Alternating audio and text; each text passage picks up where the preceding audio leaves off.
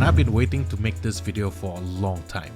But today, all 10 super rares have been revealed from OP-06, so it's time to make a compilation video, rounding them all up, talking about the effects. Really crazy set of super rares this time. I'm not saying that lightly. I mean, like OP-05 had some, really great stuff. But OP-06 bringing in massive heat when it comes to all of the super rares effects. So we're gonna take a look at them, we're gonna talk about them, and we'll see which leaders they might be performing well in. So sit back, relax, and let's just talk about the 10 super rares of OP-06, baby. Let's go. So I am going to be talking about them according to the color. So starting with, by far, my favorite Shanks card for the One Piece card game. It is a new Shanks super rare with a really simple effect but super powerful. So Shanks is a 10 cost, 12,000 power character, finally making it up to the big leagues of the Yonkos, finally getting a card that he deserves. So Shanks, he has one ability and it's on play, KO up to one of your opponent's characters with 10,000 power or less. Whew! Don't you just love it when you have just one solid effect on a card? Seriously, this is like the perfect top end red card for any red based leader, and you can just slot in into like so many leaders right now, and if you need it, boom, Shanks is there. You can drop it down, remove a big threat. And let me just paint a picture for you guys.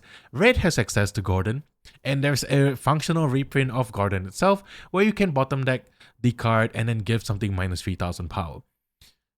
You can essentially bottom deck a Gordon, give a 10 cost Big Mom minus 3,000 power, play down Shanks, and KO it. This is so freaking sick, and this, like, it makes me excited to play red. Like, not like, the Red Green Lawrence or a red, but a bigger, more controlly, jet pistol, fire fisting, and then Shanks at the top end, just straight up removing everything your opponent throws at you or plays. And then you have like all the big bodies like Whitebeard, Shanks on the top end of the deck, and then go for the win that way. I'm excited to play Red Luffy.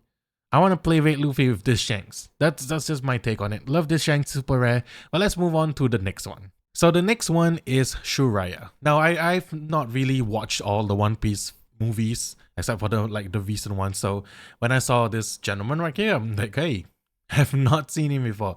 So yeah, I gotta catch up on my movies. Sharia is a 3 cost 4,000 power with a striker attribute, film and shipbuilding town, counter 1,000. So Sharia has a very interesting ability. First of all, he's a blocker, and when attacking or on block and once per turn, this character's power becomes the same as the power of your opponent's leader until the start of your next turn. Very interesting take on a red buff blocker. So the way I see it is like, this is a perfect card to have against a green yellow Yamato leader. And a new Yamato leader, we know Yamato is a strong leader, and every attack is equal to a double attack, so it makes it really powerful. This could be a good deterrent against that, because when you are blocking, it automatically matches Sharia's power to the leader's power. So if Yamato is a 9,000 powered beater, just block it with Sharia, and then all you need is a counter 1,000. So that's good. That's good. I mean, maybe red decks will be taking this in. You can play it on like second turn onwards, so that's pretty good. And also, you can use it to attack into leaders that have buff power. So for example, Purple Luffy that has been buffed a couple of times with the 7 cost use the skid, any red leaders that play a 9 cost Whitebeard, or even like red Purple Luffy that can potentially play both, and also like has naturally 6,000 power. This would be a good offensive character for those type of decks, yet providing you with a little bit of defense in the form of being a blocker. I really like Sharia. Curious to see what leader Sharia will be best in. Like, you could play a more controlly, have a little bit of defense at the start of the game, and then transition to like a more aggressive style in the late game. So like Red Luffy, any red based decks like Ace could potentially use Sharia as well. Very interesting card, very unique sort of mechanic for red. Very excited to see more of this type of effect maybe in the future. But we gotta wait and see. Alright, next up is the green super rare in the form of Hody Jones. Green only gets one super rare, but it's a pretty strong one. 7 cost 8,000 power with Rush. So Hody Jones has Rush immediately, a little bit slightly stronger than Eno. 7 costs 7,000 versus like 7 costs 8,000, but of course Eno, you can revive it. So Hody Jones has Rush, and also on play rest up to a total of 2 of your opponent characters and or Dawn. Then put the top of your life cards into your hand. So obviously this would be great in a Hody Jones leader, because Hody Jones has the ability to prevent you from taking life cards into your hand. Seems like that's kind of like the Fishman or the new Fishman Pirates mechanic, which is pretty cool. But the ability to just straight up rest 2 of your opponent's characters, and this is great against like black decks who likes to play like your Borsalino, your Sabos, and you can just rest them without actually KOing them, because they might be difficult to KO or can't be killed by effects, especially for Borsalino and of course Sabo on the turn that you play him. You can just bypass that, rest, and then just attack. Also kind of a counter to green purple Doflamingo, because you can rest the 2 Dawns that he restands at the end of his turn. So that's really good. I think Hody Jones has potential. Definitely a really strong like mid top end for green. Of course, the best deck that Hody Jones belongs in is the Hody Jones leader himself. Other green decks may experiment, but the fact that you have to put the top card of your life into your hand, which essentially does mean that you draw 1. So could be like if you're trying to go for that a little bit more aggressive, like I don't care about my life, I just want to play out Hody Jones and attack, that could be really good. But I think shines the brightest in Hody Jones for sure. Can't wait to see. Like I've seen a couple of Fishman Pirates or the new Fishman Pirates cards. I haven't really seen like a full-on synergy yet. We do get a new searcher from Kemi, which means there is a proper archetype. So I want to see the power of Hody Jones. I just haven't seen any gameplay on it just yet, or I haven't tested it myself. Interesting for sure. Not sure where it is on the power level overall for that leader, but yeah, we gotta wait and see. Excited for it though. Hody Jones, finally gets a super rare, and it's pretty cool. Alright, so green has 1 super rare, blue also has 1 super rare in the form of Aramaki. Green Bull is finally in the One Piece card game. So that, another admiral in the books, right? So this is a strong one. 8 costs 8,000 power. With blocker, great defensive stats for that. And activate main once per turn, discard 1 card from your hand and return 1 cost 2 or lower character to the bottom of its owner's deck. This character gains plus 3,000 power for this turn. Now we've seen a lot of Sakazuki decks popping up, like more popular recently, like Sakaluchi, that's what they call it. We'll probably talk about that deck in more detail in future. I have not played it personally, so that's why I didn't make a video about it, but I would love to. If you guys want to see that, let me know. So it combines 1 strong event card that's been tagging in to that Sakaluchi deck, which is Hellhound, the ability to just return the cost to a lower character and then plus 3,000 power to, I believe it's your leader or like a character or leader, which is sort of like, now they just tag that effect and they throw it on the card, and then you get Aramaki, Green Bull. Kind of weird that Green Bull is in blue, but you know what, we don't digress the information right here. It's strong. This is a strong card, especially in Sakazuki. When you have blue and black and you have cards in black that can minus cost of cards, then any card that you can reduce, there's so many, like Sakazuki's ability -1, the stage card you can -1, or if you just played it, then it's like you're minusing 3 costs right there. There's so many plentiful like event cards that are 1 cost that can minus like 5. I forgot the name, Ice Age I believe. And then if you have Aramaki on the field, then you can just discard a card, return it to the bottom of the deck, and you can still attack with it.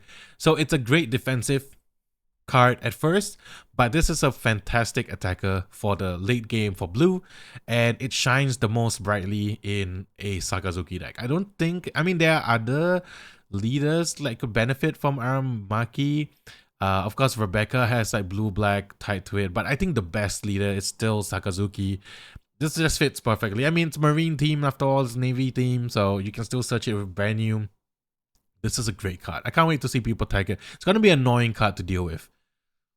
Shanks can deal with it, but yeah, other than that, that's it. Alright, next we are going to be talking about the purple card. So purple has 2 super rares this time. We're going to talk about the first one, which was revealed. This was the first super rare that was revealed. It's Reiju. So let's talk about Reiju. So Vinsmoke Reiju is a 4-cost 5000 power with counter 1000, part of Vinsmoke family and German 66. On play, if you have less Dawn on your field than your opponent, and if you have 5 or less cards in hand, draw 2 cards with counter 1000. Solid purple deck. Any deck in purple that uses Dawn minus effects will definitely love to have Reiju. So not only limited to just like blue, purple Vinsmoke Reiju that's gonna come out in OP-06, which cares about Dawn minus, or when one of your Dawn cards on the field is returned to your Dawn deck, you draw 1 card, then you play this, and then you draw more cards, so that's great. But I think this Reiju card actually shines the brightest in a red purple Law deck, because Law naturally will Dawn minus 3 to kind of return something that's returns your opponent's stuff to the bottom of the deck, right? And then you can cheat out a 4-cost stuff. So you will, as long as you have 5 or less cards in your hand, because you're definitely going to have less Dawn than your opponent, you will always draw 2 cards, and you have a 5000 power beater right there on the field. Yeah, I can see red purple Law bringing in Reiju as sort of a card draw character that like refuels the hand and then just keep the plays coming. So that's really perfect in red purple Law. I think other purple decks, you gotta kind of wait and see whether like purple Luffy would play it, because purple Luffy usually has a lot of cards in hand. Also, something like I don't know, the blue purple crocodile or whatever. We gotta wait and see, but I think it shines brightly the most in red purple Law, and also in the blue purple Reiju leader that's coming out. So, and the great thing is it's a super rare, means it's gonna get an alternate art. I think we've seen it. If we have, I'll put out a picture. If I can't find it, that's fine. We'll definitely cover the alternate arts in the future as well. But yeah, Reiju, great. And then now let's talk about the Vinsmoke daddy himself, Judge. So Vinsmoke Judge is the other super rare for purple, 8 cost, 8000 power, no counter, so that's fine. On play, Dawn minus 1, you may trash 2 cards from your hand. Play up to 4 German 66 type characters with 4000 power or less from your trash with different names. So okay, well let's move on first. So activate main once per turn. Second ability is activate main once per turn, Dawn minus 1, rest up to one of your opponent's Dawn cards. Nobody cares about that shit. I mean, I guess if like green purple Doflamingo is kind of apparent and you really want to rest your opponent's Dawn, you can, but effectively you can use it to Dawn minus 1 something, which activates Reiju's ability, lets you draw a card, so that's great. But the on-play effect is really powerful, dudes. I mean, like, yes, you are sacrificing 2 cards from your hand, but the fact that you can immediately just have a full board after you play a Vinsmoke Judge. It's like Power Rangers. Like you play like Vinsmoke Judge, which is like the leader, and then you summon like the rest of the Vinsmoke family. And all of them, I think from what we've seen, usually have like 4000 power or less, except for the super rare Reiju. But all the other versions of the cards for the Vinsmokes are 4000 power or less. And you can have there, I'm pretty sure, like, you have Queen in the deck, and then you can like filter out your discarding cards. You just put them to the trash, have one big turn where you play down Judge, and then Dawn minus 1, and you bring all of them back, and your opponent has to deal with it, or else they have to face the might of the Vinsmoke family. This is a great card. Not sure how strong it is, not sure how consistent you can pull this off, but it would be cool to see it happen. And yeah, that's something to look forward to in OP-06, right? Not sure if I'm playing the Vinsmoke family, but yeah, I would love to see a tournament where someone does that, and I'll be like, oh, that's pretty cool. Alright, next we are going to talk about the black super rares, and black has 2 super rares. The first one being the main man of Thriller Bug himself, Gecko Moria is here. This card is straight up disgusting. Let me just tell you that this is a very powerful super rare. Gecko Moria is 8 cost, 9000 power, and on play, choose up to 1 cost, 4 or less, and up to 1 cost, 2 or less character from your trash.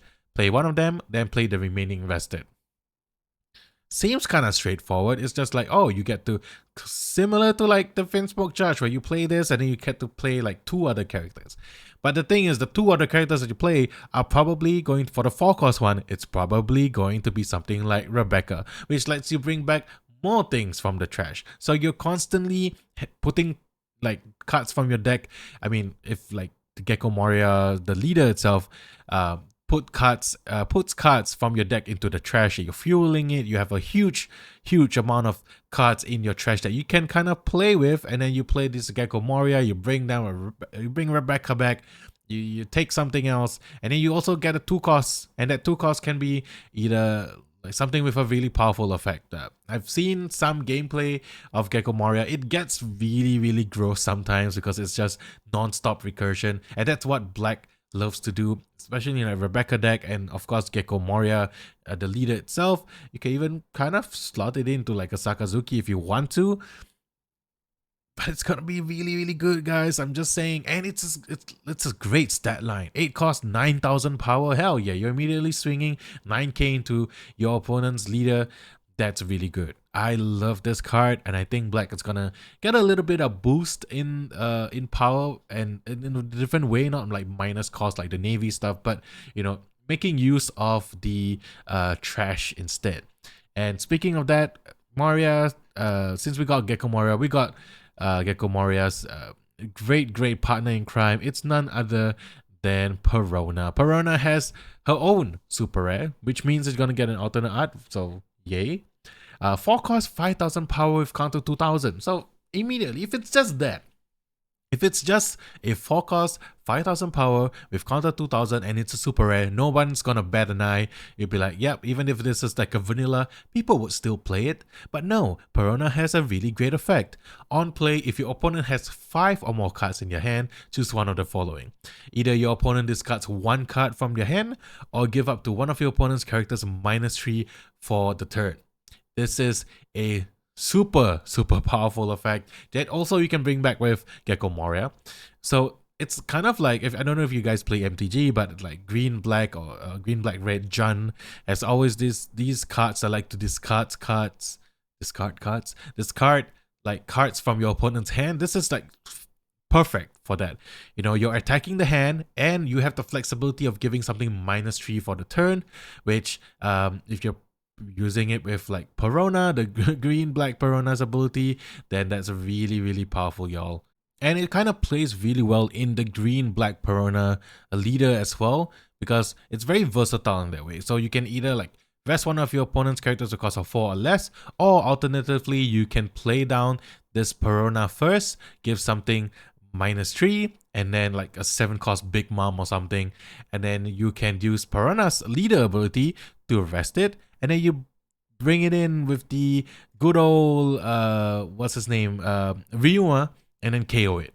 So a lot of combo wombos there, but I think that's where Perona shines the most. And not to mention, it's a 2k counter, just straight up really slightly pushed right there, but such a great card. I love it. Black's gonna look really good, and I'm really excited to see all the Thriller Bug decks coming up. Thriller Bug's a great arc, it's underrated. Like, quote me, don't quote me on that. I mean, like, quote me on that, because I really think Thriller Bug is underrated as hell. But I love this Perona. Can't wait to see the alternate art. It's a staple for Black decks. Just gonna say that for sure. It's a staple. And now we are moving to my personal favorite color of the One Piece card game. It's yellow. Starting with Kozuki Momonosuke. So if you're not caught up with Wano, I do apologize. This is a slight spoiler. It's grown up Momo. And it's a 5-cost 6,000 power with a blocker, and on play, place up to one of your Wano type characters other than Kozuki Momonosuke on top or bottom of its owner's life pile face up. Yeah, first of all, this is like such a great card for yellow. I mean, like, Wano stuff in general we've seen a lot of cards that have like really great triggers on them, or like trigger do something or trigger play this card. And in OP-06, based on the reviews, we have some that, you know, if your opponent's life is at 3 or less, then you can play this card. So that, yeah, I mean, like, that's like, you can have a attacking, let's say like a Kawamatsu or something, attack your opponent, and then you just play this Momonosuke. You protect the Kawamatsu by putting it at the top of your life. So when your opponent attacks into it, you just take it and just play it for free. It's essentially like a very specific katakuri, the secret rare katakuri, that works only with mono type characters, but for it to be a 5-cost and a blocker at the same time, just really great. This is a powerful card, and if you're leaning towards the Wano type archetype, especially when green, yellow Yamato is a leader, then this will be a good kind of play if you want to just feed your life a little bit. Alternatively, other yellow decks can play this as well. We've seen like Katakuri play the NO package. We've seen like NO play the Big Mom Pirates package. So now you can have Katakuri or NO or any yellow base leader like Arlong maybe, and then you have all the Wano type stuff into that leader, and then have this included as well. Really, really powerful stuff. But that's not the most powerful super rare. I think the next one that was just revealed today was a little bit better. It's none other than Kozuki Hiyori, the little sister of Momonosuke, right? Yes. So this is a 2-cost 0 power character. We know when you see like 0 power, you know it's going to be good. Counter 2000. And on play, you may put the top or bottom card of your life pile into your hand, and then put up to 1 card from your hand on top of your life pile. This is so freaking good, y'all. It's like, okay, first of all, yes, if you on play it, there you are giving out a plus 2k counter, but sometimes it doesn't matter because you are, let's say, like how I see it, the first time I saw this, the immediate thing I thought of is I want to put this into Katakuri, man, so that I can put my beige that somehow is always in my hand, put it into my life. I can exchange the top card of my life pile or bottom card of my life pile with the beige, the Capone beige in my hand, put it into my life, attack with Katakuri, and rearrange that beige to the bottom of my life pile so that when your opponent wants to go for the last minute kill, hey, Capone Gang Beige is here. That's my first thought. I really like this Kozuki Hiyori. Plus 2k counter as well, so very useful in that sense. But I think shines the brightest in also the Wano type country card. So we recently had a really powerful Onami card that has trigger KO up to one of your opponent's 5 cost or lower characters. So this is something that you can put from your hand into your life itself. And this is so many. There's so many yellow trigger cards that are really, really good that you can put into your life with Kozuki Hiyori. Like, for example, some of the yellow cards that have been revealed from OP-06 that have really great triggers is, first of all, Kawamatsu. So you can, when attacking, you may discard 2 cards, return one of your power 0 characters to the top or bottom of your own slide. You can put this Hiyori back into the life, or alternatively you can put Kawamatsu back into your life with Hiyori. Alternatively you can put Kiku into your life, because all of them has like on trigger, if your opponent's life is at 3 or less, then you can play them. So yeah, makes it so that you're filling up your life and your opponent attacks into it, you're getting a great attacker right off the bat. So very flexible card, this Hiyori. I really truly like it, and it doesn't only belong in a Wano-centric type deck. It actually belongs in every single yellow type deck. Yellow Big Mom can play it with like added benefits. Katakuri is like my go-to choice, of course, and then Enel can play it as well, and you know how annoying Enel can get. Now it gets even more annoying. So let's face the yellow winter together, guys. I mean, I'll be part of the yellow winter, but I'm okay with that. I like to play yellow. So there you go, all the 10 super rares revealed for OP-06. Very, very powerful. I know I talked a little bit too much about these cards, but I'm excited. Aren't you excited? I'm excited. There's been a lot of reviews lately, and a lot of really powerful cards, not only in yellow. I mean, yellow has that new stage card, Maxim. If you want to see like intermediate updates, you can always follow me on Twitter. I give my thoughts on it slightly. We'll cover all the rest of the cards once the full card list is out. Blue has a really powerful event. There's so many great cards in OP-06, man.